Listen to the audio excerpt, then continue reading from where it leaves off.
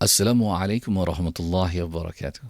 Semakin kita tua, kita semakin matang. Kita semakin sedar benda-benda, peralatan-peralatan, perkara-perkara yang dulu mengembirakan kita, hari ini tidak lagi seronok, tidak lagi mendatangkan kebahagiaan untuk kita. Kita semasa kecil-kecil suka dengan alat-alat permainan.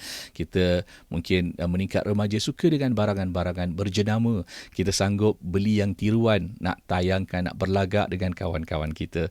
Kawan-kawan kita puji kita, wah kaya engkau. Kita rasa suka. Tapi pada hari ini kita sedar, hati kita kosong juga.